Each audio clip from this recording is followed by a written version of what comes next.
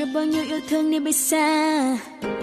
Bạn đôi mi khi thu đưa em qua đã từng ngọt ngào, giờ nhìn đắng cay vì anh.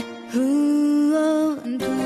vần tóc em mềm mại bên làn gió vương, trên mi ai là dung con phố nhỏ, nhẹ nhàng đâu đầy mùi hoa sữa đỏ.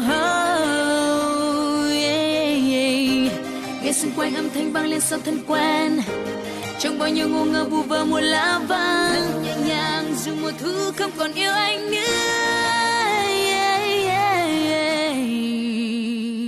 Đã từ rất lâu rồi trong anh định nghĩa hai tiếng yêu thương anh không thể trao cho ai kể từ khi anh có em. Mùa thu đó anh có em. Vậy cứ sao giờ hơn một năm trôi qua người đã khác xa thật nhiều, anh nghe tiếng lá rơi không còn em nữa. Vậy mùa thu đến anh không còn em nữa. Có lẽ nào em vội quên đi, và có lẽ nào em đưa mùa thu đi. Có lẽ nào mùa thu chẳng còn lại gì trong tâm trí em. Có lẽ nào em buông anh đi xa mất. Có lẽ nào anh không phải người mà em yêu nhất. Có lẽ nào anh phải tự nhủ rằng chỉ là một giấc mơ, anh mất em rồi. Không đến và đi như những gì đã sắp đặt, trang giấy trắng đâu thể mở đi từng màu buồn của nắng. À ơi vu vơ câu hát có lẽ chưa bao giờ anh viết tặng em, nhẹ bước chân qua bao ngọt ngào bao nhiêu cố gắng. Có hay không những bước thềm trong con tim em cần một khoảng rộng, biết lúc nào anh có thể lại được gặp em một lần nữa, là khi đó anh cảm nhận mùi hương tàn cánh hoa sữa. Anh yêu em thật nồng nàn như một định lý đã muôn thuở.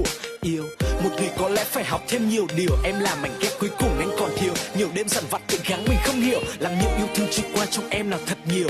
Không lý do nào đã khiến em cùng người đó gặp mặt rồi vô yêu. Cánh cửa hy vọng như đang đổ sập ngay trước mắt, không còn hơi ấm nụ hôn bờ vai em thật chặt. Cảm xúc bỗng như chết lặng, đông tây ghé nhắn anh rằng thu cuối rồi cũng quay nhanh, cuốn theo cơn gió lặng lẽ hòa tan vào trong một buổi chiều mưa vàng. Lê đôi trên má với anh đã hụt hẫng thật nhiều. Sao anh không thể ngăn được nước mắt nhạt nhòa, lại ôm bờ vai lại cuối thu cho anh thêm ngậm ngùi. Cho bao nhiêu yêu thương vụt bay, cho bao nhiêu yêu thương mãi xa, và xa cuối tận chân trời. Có lẽ nào em vội quên đi, và có lẽ nào em đưa mùa thu đi. Có lẽ nào mùa thu chẳng còn lại gì trong tâm trí em. Có lẽ nào em buông anh đi xa mất. Có lẽ nào anh không phải người mà em yêu nhất. Có lẽ nào anh phải tự nhủ rằng chỉ là một giấc mơ, và anh nên mất em rồi. Hà Nội có lẽ đẹp nhất về đêm, cũng chính là lúc ôm em thật chặt băng qua mọi nẻo phố cổ ta thường đến. Nhắm mắt chạm nhẹ nỗi đau mình không tên, giật mình chợt nhớ anh không thể với đến. Chỉ là giấc mơ quá êm đềm, trọn vẹn một vòng tay dịu êm. Dù cứ mơ mác vu vơ, ngẩn ngơ chờ đông tới, liệu rằng một mai sẽ còn thấy nhau trên đường đời. Ta cũng đâu ngờ sau bao ngày chờ đợi, bài hát cất lên về thu Hà Nội sẽ theo cùng em, nhưng cùng hình bóng mơ. Có lẽ nào, có lẽ nào em lại quên đi, và có lẽ nào em đưa mùa thu đi.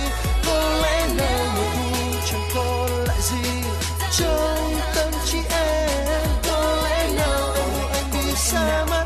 Có lẽ nào anh không phải người mà em yêu nhất. Có lẽ nào anh phải tự nhủ rằng chỉ là một giấc mơ, anh mất